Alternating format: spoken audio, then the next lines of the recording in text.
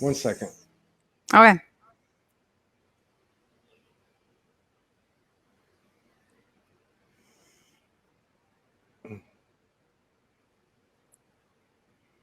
Oh, we're live. Sorry. We are live. Let me check this here. That is okay. We got Shanine's in the house and Anita Clifton. Hello. Well, we got more people coming in. Let me share it through the associate groups. Yeah. All right. Let's see. And I have a little magic elf in my office sharing us as well. You have a magic elf? I do. My beautiful husband has become my social media support. So, yeah, he'll be sharing us live too. Oh, excellent. Excellent. Okay, Yeah. we got a few here. We got 16 in the house, more coming. Yeah, hello, greetings. It's lovely to see you. So exciting the way this has all just flowed so quickly. And, you know, just while we're talking about delays and things not happening when they're supposed to be and then they do, I really understand now that when there's a delay, it's just not a delay. It looks like a delay, but always, always, always the timing is so perfect. I've really come to trust that. You know, I can still get frustrated, but I just don't stress about it like I used to. Such a blessing. I really know that. We're going to have a great show here. Sasha Grace is here. She's going to be on in, I don't know how many hours, but like 2 or 3 hours. Yeah. Let me roll this. Let me just say hello to everybody. Karen Starr, Soraya Williams, Mira Ginsburg, Richard Simonite, Ann Christian Skoglund from Sweden, Sasha Desley Lineker, Norma Costello, Sherry Whiting, Sandra Goodwin, Melba Wolf, Sherry Vincent, and Kelly Bird. And yes, Shanine says she was the bomb diggity yesterday. In the last hours, my head exploded. Something came on the last while. I can't sit still now. Nasia Rose is in the house. So we got 30 people in the house. If these shows resonate with you, please share so we can stay above the algorithms that try to suppress us but can't because we're pure love. The energy supports. Yeah, and thank you for all your love and support and contributions to keep us going. We're looking to launch next weekend, and it's been 2 years in the making, and looks like it's all coming together. So we're just going to have faith and keep stepping forward. We have a great show today, Soul Speaks 5D. It's a conversation with Maddy Schafer today. She's been contributing to Soulogy for quite some time. She comes to work every day with her lunch pail. She puts it out there every day. It's raw, it's real, and that's what works. It's beyond authenticity. It's raw authenticity. And so I just want to thank you for coming in on short notice. And it's delightful to be here. It is, isn't it? Yeah. And thank you for honoring us with your presence and sharing space with us today. Welcome to Soul Speaks 5D. Maddy. Hey. Super to be here. Super duper. So, yeah. And, you know, we've never talked before, although I mean, anyone that's watched your videos knows your energy. It's incredible. So you said before the show, before we started, that you've become a completely different person in the last 2 weeks. I have. It's kind of shocking, really. What has that been like?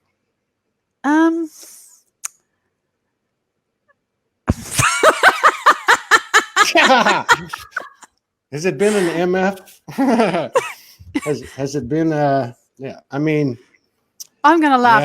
I'm going to try and channel this into words. It would almost be easier to let ensyth describe it because they've been watching it, but they've also been living it.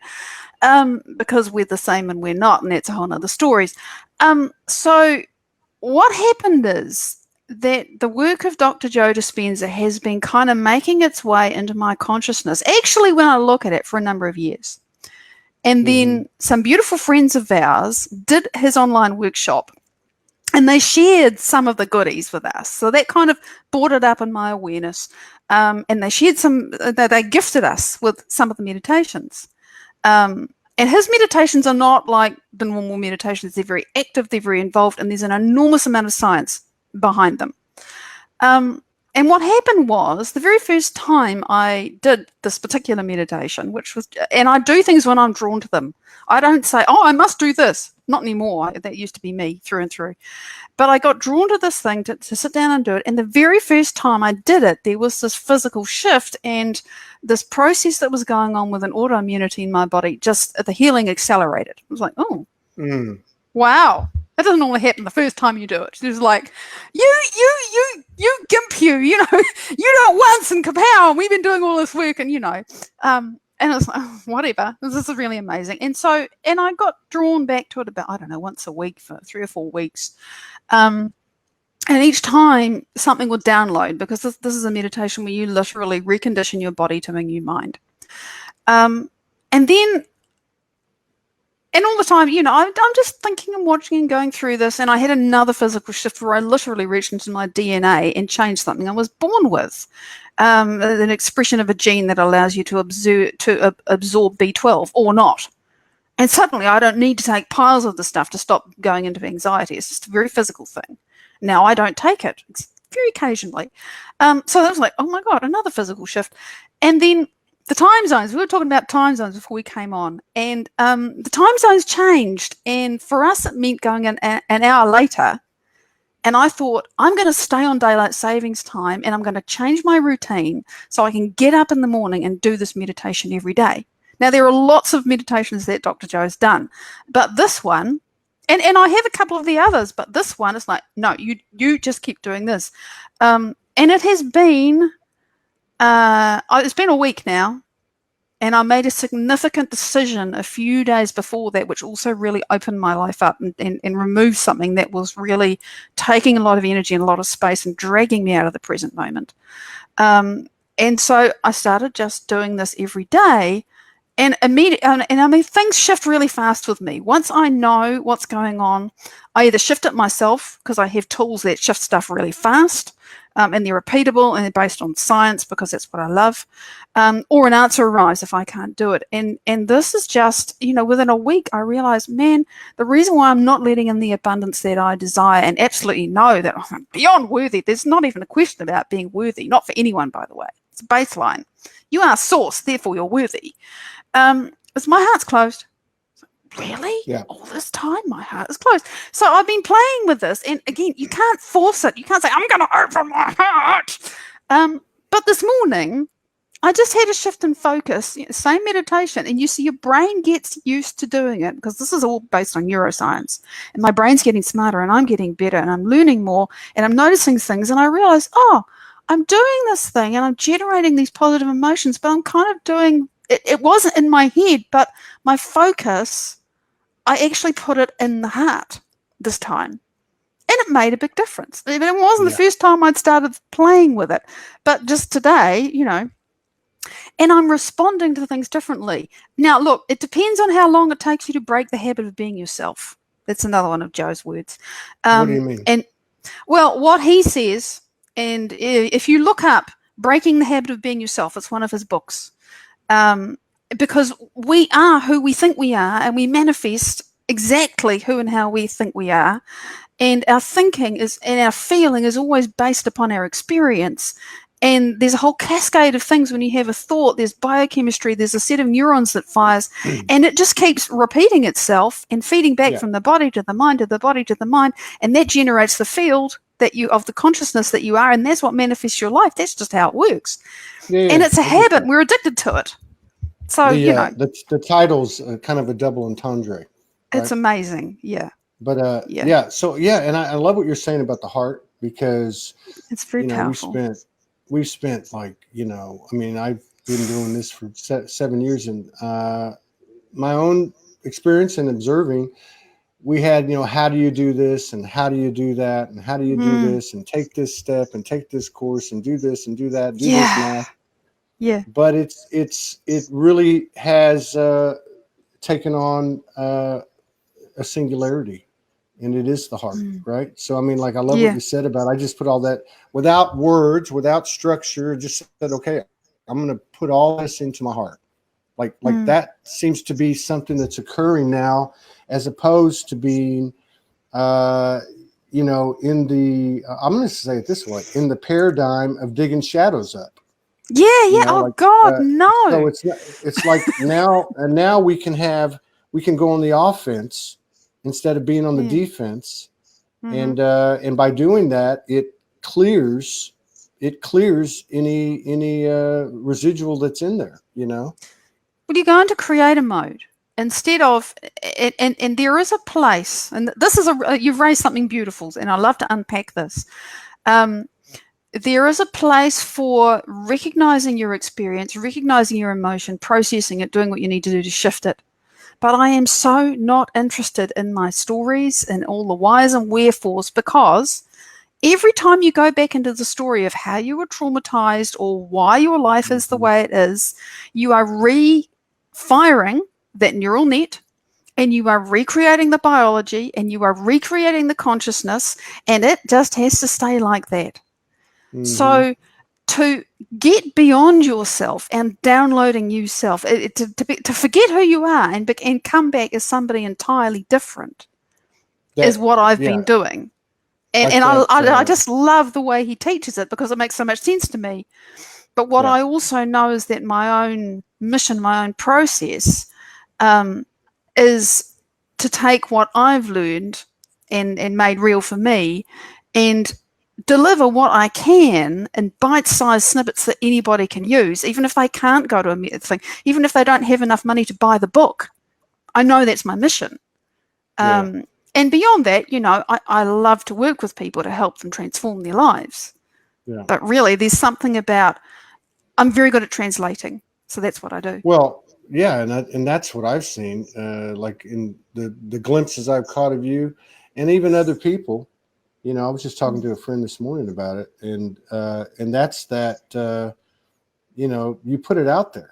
You know, you put it out there. You every day. You pretty much. I think you're out there every day, and it's like, you know, it doesn't matter if you woke up in fear or you woke up in bliss, but you still go to work. And that whole pushing through from the heart, you know, doing your mission, doing what you came here to do, carries such a huge impact, like an infinite impact, far more than the words, right?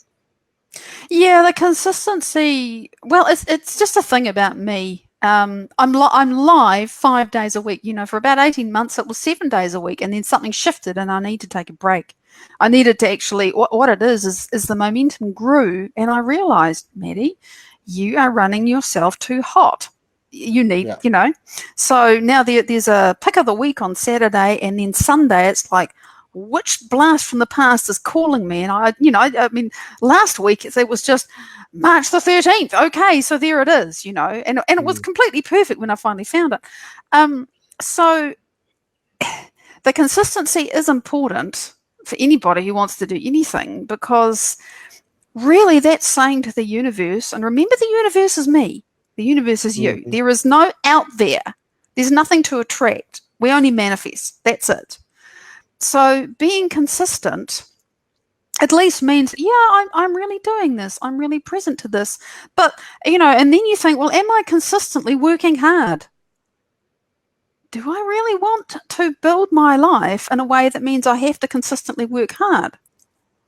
And there's whole degrees of effort and struggle that we've been programmed into thinking you must work hard to get what you want. Yeah. And actually, it's just not so. It really, the easier and more gentle I become with everything, and that's not a conscious choice. I mean, I can make the conscious choice to source a new self, to do the work, but I can't. It's like you can't force a rose to bloom. So there's a process of dancing with myself in that. And you're right, some days I don't wake up feeling wonderful. Actually, in the last short time, I mean, the workout my brain gets now, and how it's becoming more neuroplastic and better at doing this. It's just, that's why I say I've downloaded a completely new self in the last 10 days. Yeah. And God, who knows how I'm going to be in even a short period of time, because it's going so quickly, which is delightful. Yeah, and it is moving quick. I mean, and so you're talking about the last 10 days or 2 weeks, or really it's 14 days, 15 days into the month. And each one of these months this year, beginning with January the 1st, has been had its own unique characteristics. This month seems to be like warp speed. Things are coming in at warp speed. I'm watching like the pure alignment. Yeah. And I'm in alignment with it. And then I'm also watching this old illusionary drama, dogma, all the that stuff. Yeah. And it's like, it's like being having a foot in both worlds. And Yes. I'm kind of like, I relate. I'm kind of like pulling away from that old, I hate to use that term, but the old 3D, kind of pulling away from this distortion and observing it, trying not to get pulled into it while continuing to gain more familiarity with this new alignment, that the new earth that we're bringing, that consciousness that we're bringing. It's been an interesting month, and it's not over yet. I really think that today, tomorrow are going to be huge. I don't know why. I don't usually say stuff like this, but I feel like they're going to be huge elevations, huge escalations, epiphanies, revelations. And then as we get into the rest of the month, we got Resurrection Weekend next weekend. True. And so it might even be literally because of, when you have a public holiday or a celebration or something that actually disrupts the normal pattern at a large scale, that is actually going to shift consciousness. And so it allows new things to come in. That's why things always shift after the new year has settled, because mass consciousness goes, oh, well, that was the end of that. And now here's a new thing. Even though it's just a number that's changed on the calendar, it has its resonance. That's for real. Numerology really is about vibration. Everything is. But mass consciousness says, oh, well, there's something new. And on a deep level or consciously, they say, what am I going to let in now? And so it does allow something to shift. So it could just be that the holidays, and who knows what the planet's doing, and the heliosphere and the sun, and, all those energies that are coming from the cosmos, which we can't see, but they're all there for us, So, there's some confluence. Certainly shifting the heck out of me. There's I was talking to a friend this morning, and they were saying that, with this energy that's been going down, like all the star families are there. I mean, I was relaying to them my own experience and impressions that they've all shown up. Hey, we're here with you for 7 years. We're here. And the armies gotten bigger and bigger and bigger. Right. Yeah. And so they were saying that you can't go through the Stargate. There's a reason there's lions guarding the Stargate, and Syrians and Pleiadians and so on. You can't miss a step on the soul highway. And, you might have to spit some shift out before you come through the gateway, because it's not going to be allowed in this new gateway. And I think it's putting a lot of pressure on people, and so from the from the human aspect, the only human aspect, it's not a smooth ride, but from the divine human aspect, I think we're able to step away now a little bit, and because we're in a corner all by ourselves, and if we're uncomfortable about anything, it's not going to let us go now. It's not. Me. It's nobody's fault. There's no one to blame. No, it's just me. If there's an imbalance, it's absolutely you. And that's where we're at. I see this being an explosive moment in 2019. This month, I see it being explosive. That's why we're meeting now. And actually, I want to respond to something there. About the lions being on the gate and there's guards. I want to play with this and kind of reconstitute it. Those pictures you see where something like flies apart and then it comes back together and it's something different. What if that gate is a vibrational gate? And the guards are kind of there because we understand it, but actually you simply can't pass through it until you match it vibrationally. So it's like there's no defense required. It's like we sort ourselves. That's it. And we just have to become the lock that fits that key. Yeah. Isn't that interesting? I said it back to front. It is. We have become the lock that fits that key. It's very, very interesting Freudian slip there. My petticoats are showing. Yeah. So now you're a coach or energy practitioner. I mean, I'm a thing, okay? You're a thing. Really... Okay, I'm just trying to. You work with people. I work with people. The closest name I found for what I do is I say I'm a manifestation coach. Okay, that's probably the best description. Yeah. Manifestation coach. Yeah. Yes. And isn't it amazing how instant manifestation is coming into play now? And I don't mean like, oh, I want a car, I want a house, I want a relationship, but how when we think something, not always in our best interest, it comes immediately. There it is. Yeah. The veil is so much thinner now. If we think we're lacking something, we're lacking something and it's in our face. If whatever it is, it's in our face. And like you said, it's all me. Yeah. And it's like, oh, really?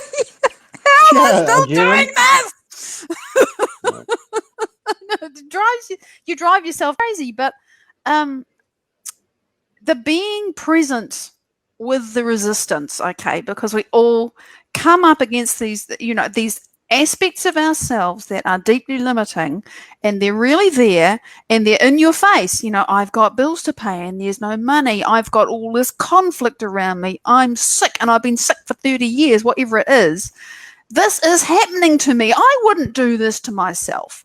And it's a very big step to become so committed to yourself that you actually step into the circle on the ground and say, okay, I manifested this. Somehow, I don't understand how or why, whatever. I'm not even going to start looking for why. But who is the self who is so far beyond this experience that it's not even something I think about? I don't even remember it anymore, feeling this limitation. And that's a huge question to ask. And that's the kind of thing that I enjoy helping people unpack. And at the same time, when you start doing that, all of your inner resistance is going to come up. And that's the point. You actually want it to, believe it or not, because you can't squash it down. It's there anyway. It's manifesting instantly. It always has been. It's just that the way consciousness is shifting, it's a lot easier, is actually the right word. It is a lot easier to reach through the veil into your own consciousness and change it now than it used to be. Yeah. Consciousness shifts a lot easier. And so your resistance comes up, and it's always exactly what you need. There's a beautiful thing that my mentor says to me. She says, we always get what we need to elevate. We don't necessarily get what we want. We often don't get what we want. We always get what we need to elevate. Usually it's not like, I don't want that. And then you got to go, wait a minute, why am I getting that? It's not her fault. It's not his fault. It's not whatever the country's fault. It's your fault. And who do I want to be? Who do I want to be in response to this? This is showing me my limitation. This is showing me my habitual thinking. Because if it wasn't a problem, I wouldn't be reacting to it, right? So who is the person that for whom this doesn't even exist? Oh, that's an interesting question. And so I love to work with people in that process. So let me ask you this: with the work you're doing as a manifestation coach, have you seen a difference in the aptitude, the speed of healing with your clients over the last 3 or 4 months, as in 2019? Actually, it has accelerated. Just thinking about it. Because I do two things. There's a secret group that I run called the Heart Field for Abundant Manifestation, and that is a really affordable space, and it's group space, and it chooses its own people. There's just not any. It's not like it's a portal for which you need to be the key that fits the lock. But it's interesting. Now you say that, I think, oh yeah, it has sped up recently. It really has. But also, that's been happening since August, 2 Augusts ago. And what I really love is the fact that over time, I'm seeing, and the participants there are seeing, sustainable, steady growth and change. It's not meteoric. except that the shifts are huge. Actually, the shifts are enormous, but it's sustainable. And I have a real passion for sustainability because it's great. You know, you go and do some event or whatever. It's like, oh, wow, I'm fantastic. And then a week later, it isn't really in you. It isn't really solid. And I much prefer to work with people gently and consistently over time, and see the changes happen that way. I do not want to be, you know, here's your thing, now off you go, you know. I just don't like to do that. So one-on-one work, again, it's not, I don't really want to do a single session with anybody. It is a process. It's going to take time. And it's this really interesting dance because people show up and they have all their dreams and desires, and you can't say, I can deliver you that, because only they can deliver you that. They can only deliver it to themselves. And it's this really interesting thing. And, I'm not going to say that I always get it right either, for heaven's sake. I am not one of those coaches that turns up all shiny and, you know, pearl drops on your teeth and perfectly manicured. I don't want to come into the space like that. I want to be me, and I want you to be you, and for it to be really authentic and really powerful, and also as easy as possible. And as little analysis paralysis about, you know, why and who and how. No, I'm just interested in, you know, something else. Oh, yeah, exactly. Do you elevate in your work? I mean, when you, as you are witnessing transformation and elevation in your clients, how does that impact you? Totally vibes me up. It's like, oh my God, wow! Really, it's just so cool. I mean, really, you know, there are awesome things happening. And, you know, the daily coaching that I do, the 5 working days and then the replays in the weekend, it's so exciting. And I know my friend won't mind me saying, you know, I won't say her name, but anybody who's been watching my posts for a while will know who I'm talking about. You know, 36 years of domestic abuse. She left two years before, you know, about 18 months before we met. And she just been watching and participating in my lives and asking really good questions, participating, and starting to think differently. And I could watch the change happen in what she was writing. You know, because I can read a great deal from writing. You know, if I wanted to be a reader, I could make a living as a reader. I don't want to do that. I want people to find their own truth. So, but in the coaching, it's useful because you think, oh, and this is what's really going on here, because you get a feeling in the field. And she had this big challenge with accommodation. Like, they had to move and there was nowhere to go, and it was really scary. It was this huge roaring monster that really was going to eat her alive. She completely transformed herself from the inside out, and she manifested just the most amazing thing. And now she's in this new place, and it's like her body's healed really fast. There's this shift, and now she realizes she's moving into more working on her physicality. It's just, it's so exciting. And she's not the only one, but I'm just telling a story because she comes to mind. Seeing people change their lives is like, whoa! And it's not even I did that. It's just, oh, wow, I get to participate. I get to play. How did you get into that? How did you get into the coaching? How long have you been in it?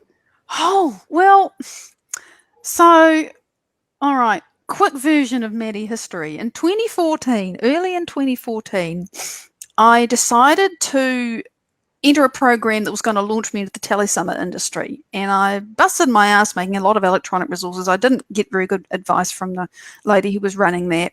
And anyway, I launched in June, and it was basically a flat failure because telesummits are great. They're awesome. They introduce people to concepts. They expose people. All that is great. But what I eventually realized out of that was my work is no good for telesummits because it's about an ongoing relationship that develops. And telesummits actually are about a one-night stand. I've never had a one-night stand. It is because here's this beautiful person, you know, who's let me I'll lose my thought if I don't. Here's this beautiful person who's offering their thing, and then the next day there's another energy, and then the next day there's another energy, and it's just like this great smorgasbord, and it's great. It serves a purpose. I'm not knocking telesummits, but it just didn't fit me, you know. I never have ever resonated with them. I think they remind me of the old real estate investment seminars, you know. And I got a giggle. Infomercial, an Yeah. infomercial. And I don't mean that to degrade anybody. I think it's one of the many tools that served us, but no longer serves us. It's a step. It's a step. It's a way even in like, for people. Absolutely. Like even like the work I do with Soulogy, my part of Soulogy, it wouldn't fit a telesummit.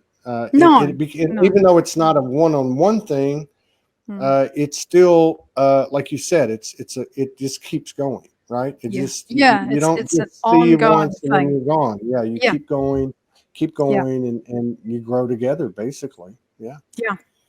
So I did that. And it was a flat failure. And I really tried hard. I really worked at it. I invested money and time. And, you know, at the end of 2016, I drew a line in the sand. It was hurting so much. I actually paid money that I didn't want to pay to get out of something. No, enough. I'm done with this. This is not working. This is just hurting me. And I stayed in the place of, I don't know what I'm going to do, but I know what I'm not going to do. And I said, no. And I just carried on with my baseline things and, you know, the whole lack mentality, and I wasn't making enough money and tra-la-la-la. I stayed there for 5 months. But in that process, in that time, I'd started to connect with my mentor. And that, you know, that's that slow building of relationship. And she started a coaching group in May 2 years ago now. And on May the 15th, 2017, I was the first person in her coaching group because I knew, and she's world class, that for $99 a month, even though I didn't have that extra $99 a month, I could not afford not to go and be in that group, and I'd regret it in the rest of my life if I didn't. So I went in. And so, you know, we started working. And in August, I launched the Heart Field, and my very first person who believed in me came in. And, you know, and it's grown only a little bit because I haven't let a lot in. But it's been an amazing space, you know. It's just a small group. I know it's going to grow. There's a lot to be said for that. I mean, you know, it's got to be sustainable. Soulogy Facebook group was started in March of 2012. And never really went after. There's a lot of groups that come out, you know, on Facebook. If you have a catchy name, you can pull in a lot of people. I've watched a lot of groups, but what I was going to say is, to your credit, you know, like we have, I think in the group itself, there's 25,000 people. There's a lot of groups out there that have more, but the members are very active. There's about 60. Anywhere from 40 to 60% active in a given week, which is a big number, you know. That's good. Because engagement is everything, right? It's numbers, whatever. It's engagement. Numbers don't mean anything. They don't mean anything. They really don't. Even on these lives, I mean, I get some metrics.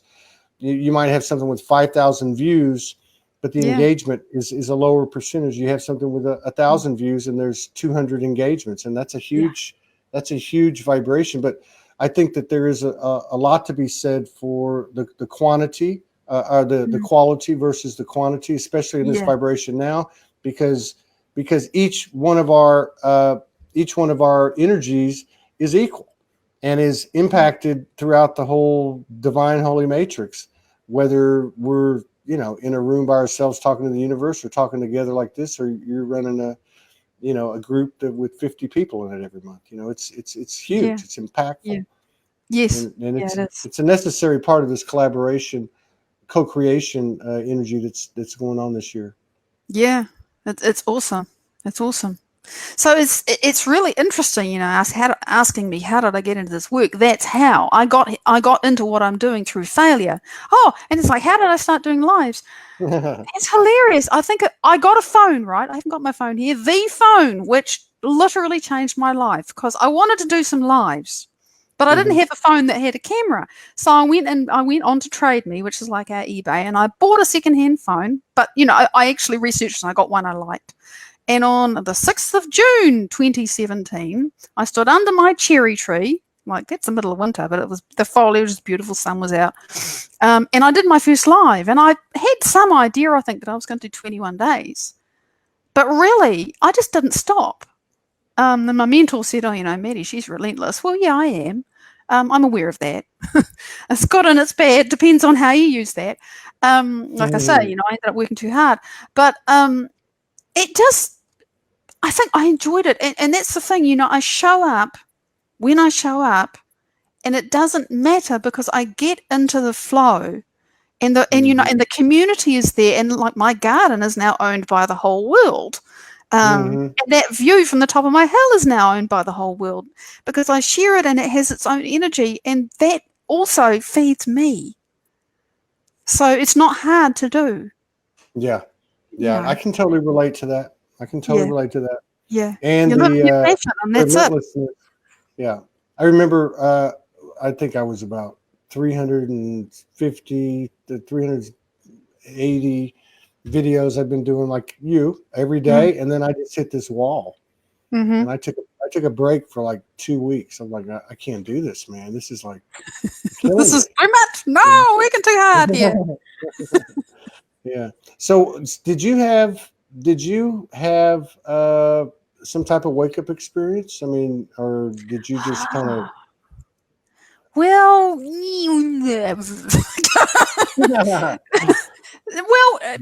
not something massively dramatic. The something that was important, people say, who's ensyth, right? ENSYTH. Ensyth was someone, they're a collective, they're a fractal collective consciousness from another dimension. There you are, I said it. And I'm from them. I'm actually from a lot of collectives. I spent lifetimes in many of them going around collectives, and it wasn't all fun, by the way. You have to lose yourself to enter a collective and be really accepted, and that isn't necessarily ideal. Lots of legacy of those experiences in my lifetime, and I think I got addicted to that process of losing myself and the suffering of it, with the idea that I was gaining something from it. Anyway, so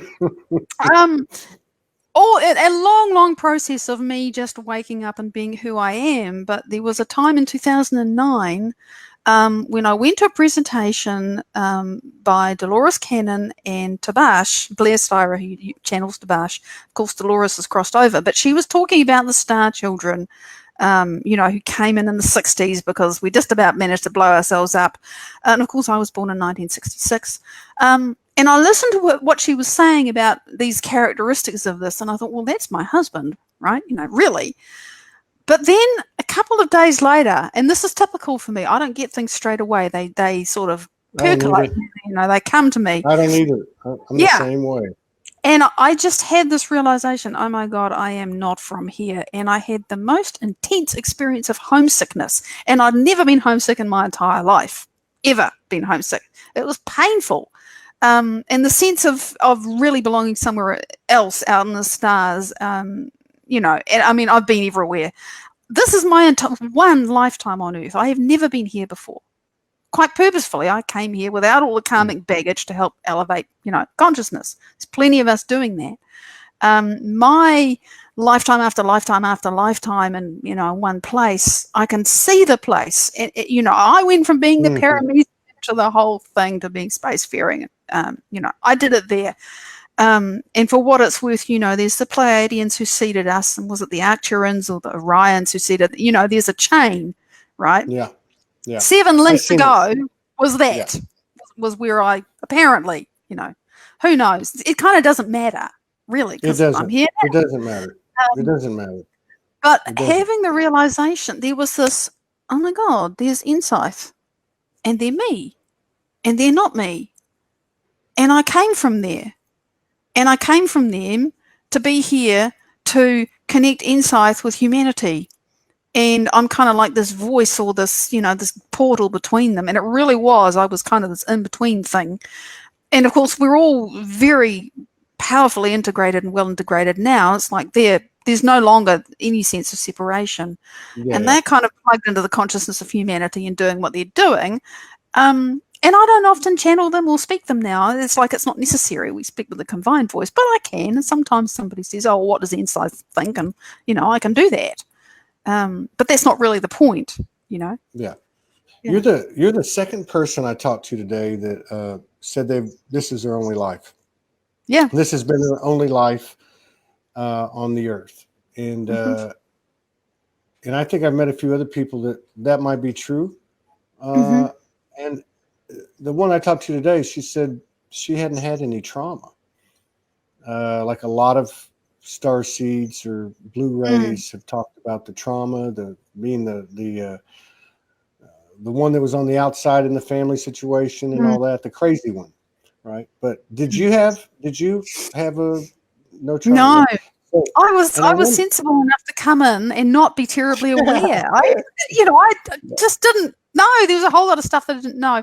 And also it was a relatively privileged upbringing. There was lots of poverty consciousness because my parents both came through the Second World War and with their own scars. But no, there wasn't a bunch of trauma. No. Yeah. And I wonder about that because I know I've had memories of many lives, and like you said, from the single cell organism all the way up, But it's interesting what you're saying about this. How do you pronounce it? Ensyth. Ensyth or ensyth, however you want to say it. Tomato. Yeah. It's a code name anyway. Yeah. People always say Soulology. It took me probably a year to read it properly. Oh, it's not Soulogy, it's Soulogy. Yeah. Yeah. Well, when I got it, that's what I said. When it was handed to me, exactly years ago on the physical timeline, and when I first heard the word, I saw the word. I didn't hear it. I saw the word, and I said, "That's exactly Soulology." And then it was like, no, he was like, "That's not it. Soulogy." But what I was going to say is that. So it's like you are like an emissary, right? I wonder how many there are. I wonder how many there are, right? So you reawaken to that connection, you pull it in, you anchor it in, and now you anchor it and embody it into this realm. Yeah. And that which everybody gets a piece of. Yeah. Yes, they're very much here.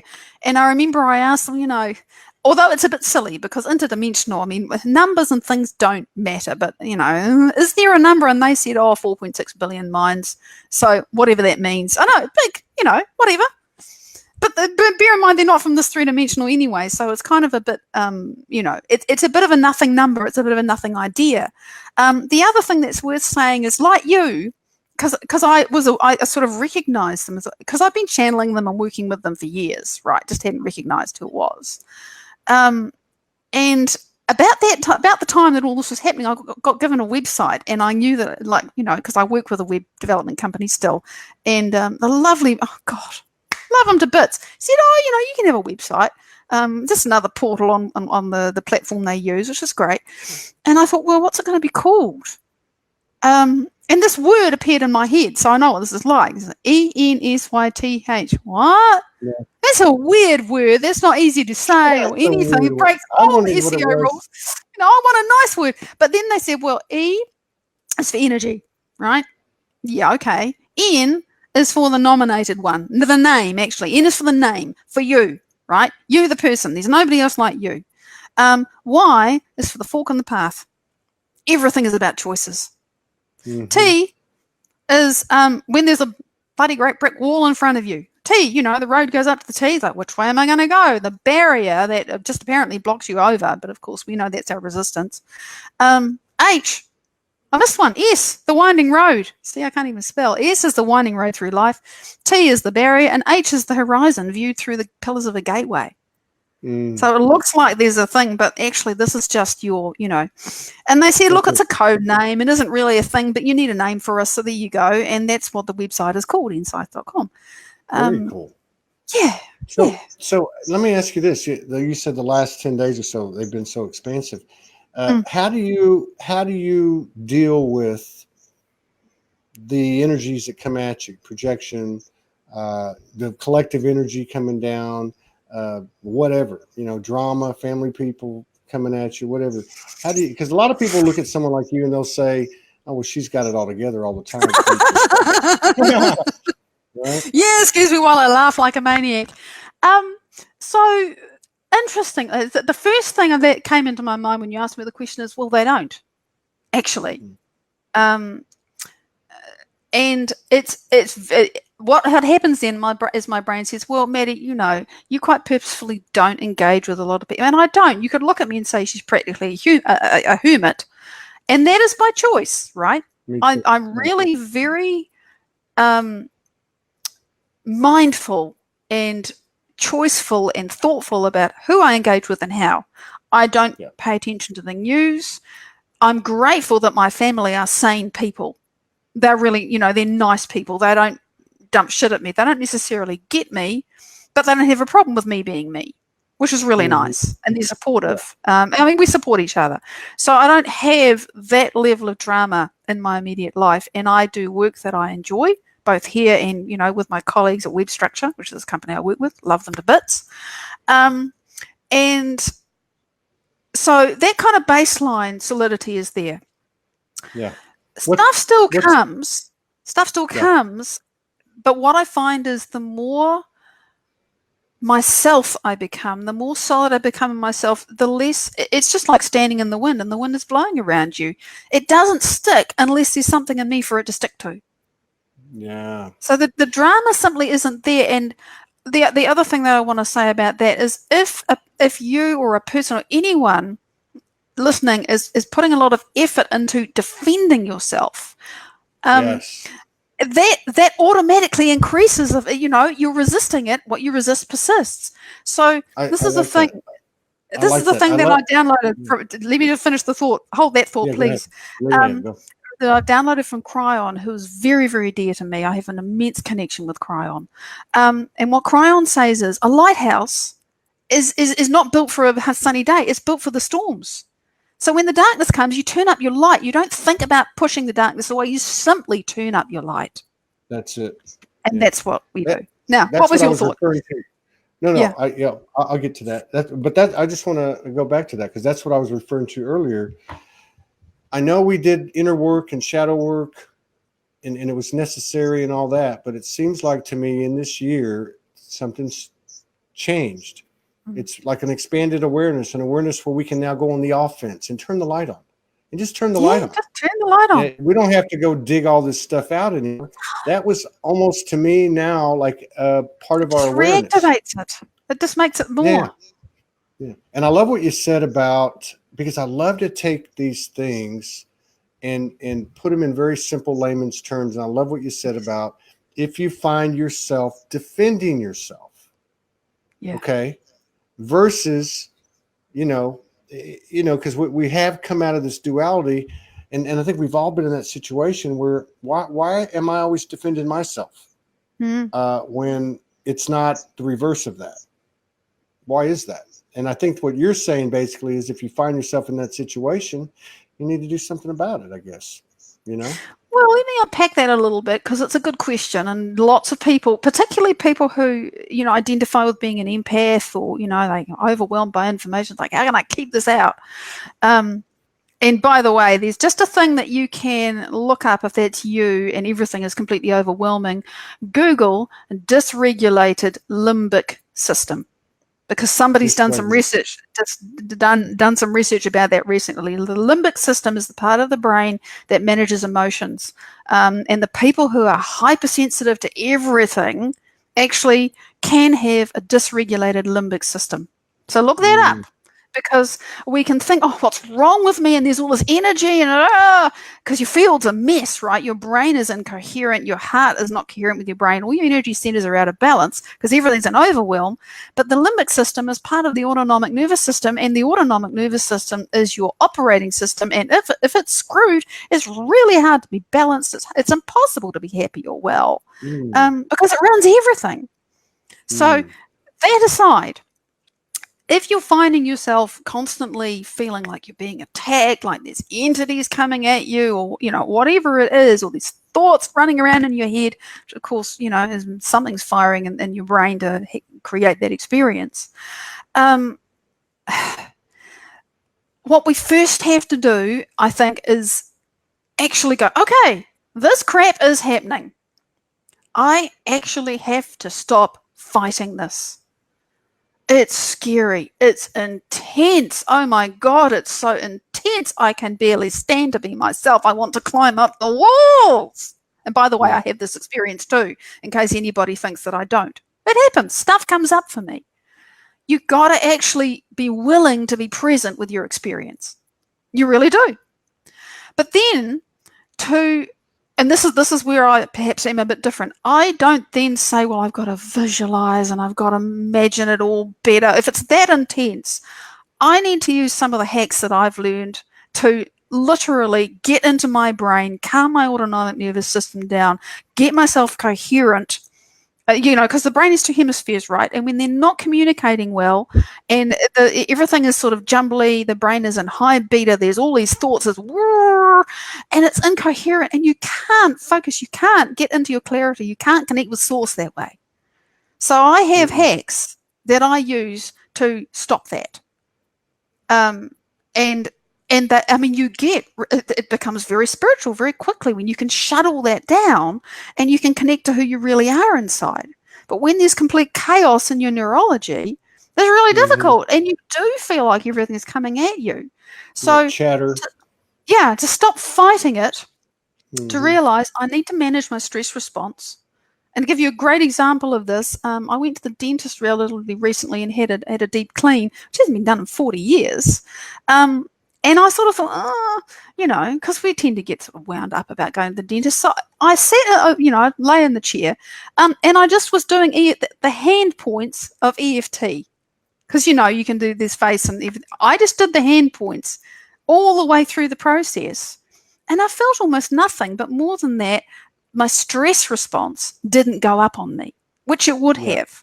Because the scalar is noisy. It's a really high frequency. I'm really quite sensitive to sound. And my brain will just go into stress mode just from that.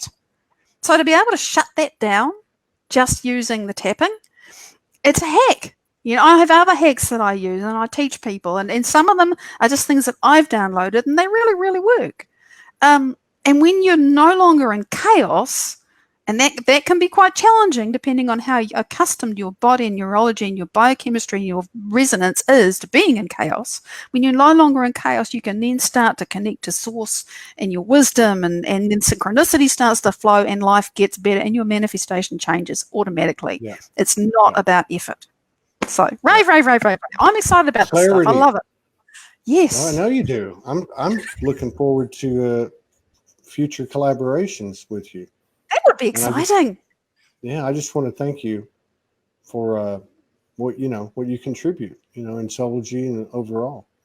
So you want to tell us a little bit about, now you have we got a few minutes, but I want to make sure if there's anything like your group, your secret group, your website, you want to do a channeling, you want to do a blessing, whatever. It's so much choice.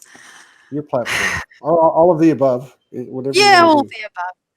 Well, so can I just check the links that I sent to you when we set this up? Are they visible somewhere easy on the post? Usually, what I recommend is that when the show's over, you put your links up because people will want to. But you can say what they are, but it's always better to put them in the comment section. Yeah. Right. Okay. Well, I will do that because that's just stuff I can do, and that's time. And on the website, you can find out about what I do. So there is the heart field, which is a beautiful space. It's a very gentle space, but that doesn't mean that powerful stuff doesn't shift there, and I love it. And then there is one-on-one work with me, and that's different too. And it's customized. You'll go there and you think, well, where's the package? How much do I pay? It's not that straightforward. If you want that one-on-one work, then we have a conversation. We find out what you actually need, what's going to fit you, what's going to fit me. Because I don't have limitless time and energy. Yeah. So it all has to work for both of us, and then we agree that. So everything is co-created, and it took me a long time to get comfortable with the fact that I can't say, you can do this, this, or this. It doesn't work like that with me. So there's that. And I think that's all I need to say about that. So, and obviously there's the daily lives. If you want to enjoy those, just, send me a friend request. That's fine. And we can connect. It just makes them easier to find. What is the transmission? Oh, it's just really a big hug. If I sort of just enjoy being you. This is for somebody. Just enjoy being you. And you're thinking, enjoy being me. It's so uncomfortable. It's so wrong. It just doesn't work being me, and I don't like it. But what if, and you know Maddy, she asks what if a lot. We like what if. What if this very discomfort that you're experiencing and rejecting is actually your doorway and your gateway into the self that you desire to be? But you're so busy fighting it because you have an idea about how your life should be that you can't see that it's actually here for you. This is the thing that humanity does, is gets attached, very invested in the way that life should show up. But it doesn't show up the way that, you know, it often, almost always doesn't show up the way you think it should. And the reason for that is not because life is out to get you. The reason for that is because life is smarter than you. And 95% of the magic you can't see. And you think, but I want it like this. And life is saying, oh, please, let us give you all this other fabulous stuff. You're saying, no, I want it like this. And so that's a transition for somebody, and it's for all of us. That's very good. I like that a lot. You know, get out of your way. Get out of your own way. Get out of your own way. That's beautiful. Yeah. Hang on for a second. I'll talk to you after. Just hang on. All right. Thank you, everybody, for coming in. Thank you, Maddy. You guys can find her pretty much every day on Soulogy with her videos. They're incredible. And we'll be back in 2.5 hours with a unique show with Sasha Grace, your fellow countrywoman, whatever you call it. And that'll be, 2.5 hours. So peace out. Thank you for coming in.